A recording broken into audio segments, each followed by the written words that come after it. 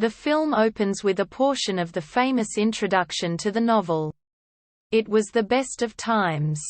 It was the worst of times. It was the season of light. It was the season of darkness. We had everything before us. We had nothing before us. In short, it was a period very like the present. Lucy Manette, Elizabeth Allen, and her servant and companion Miss Pross, Edna May Oliver, are informed by elderly banker Mr. Jarvis Lorry, Claude Gillingwater, that her father, Dr. Alexandra Manette, Henry B. Walthall, is not dead, but has been a prisoner in the Bastille for 18 years before finally being rescued. She travels with Mr. Lorry to Paris to take her father to her home in England. Dr. Manette has been cared for by a former servant, Ernest Defarge, Mitchell Lewis, and his wife, Blanche Yerker, who own a wine shop in Paris. The old man's mind has given way during his long ordeal, but Lucy's tender care begins to restore his sanity. On the return trip across the English Channel, Lucy meets Charles Darnay, Donald Woods, a French aristocrat who, unlike his uncle, the Marquis Street Evremond, Basil Rathbone, is sympathetic to the plight of the oppressed and impoverished French masses.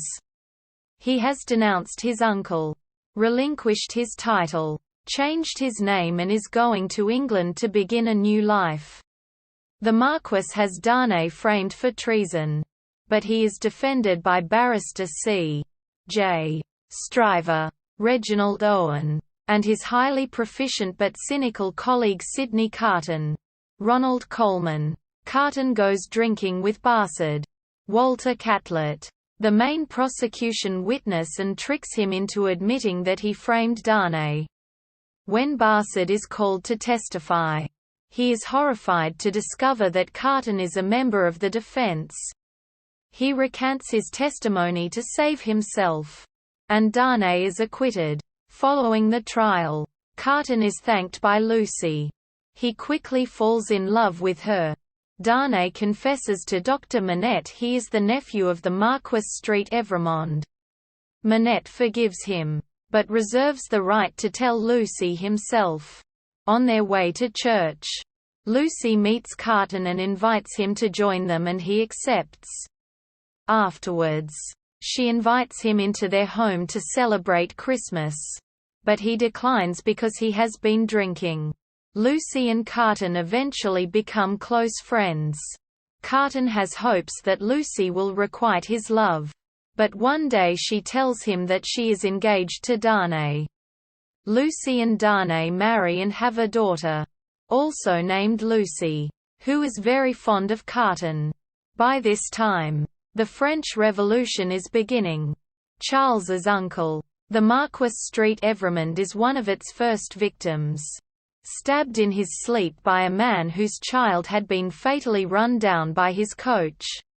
The long-suffering peasants vent their fury on the aristocrats, condemning scores daily to Madame Guillotine. Darnay is tricked into returning to Paris and is arrested. Lucy and Dr. Manette travel to Paris to save Darnay.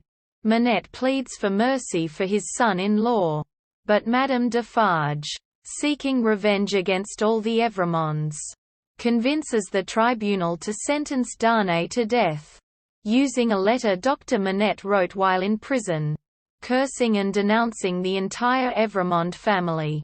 Upon learning of Darnay's imprisonment, Carton travels to Paris to comfort Lucy. Carton consults Mr. Lorry and tells him of his plan to rescue Darnay.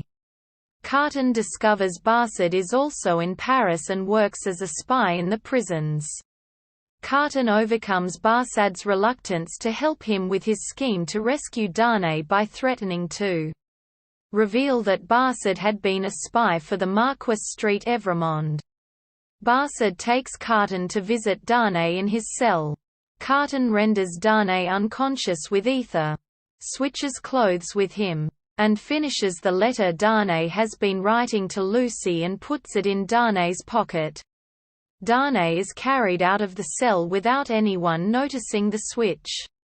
While Lucy prepares to return to England, Madame Defarge goes to provoke her into denouncing the Republic, but she is intercepted by Miss Pross inside the now vacated apartment.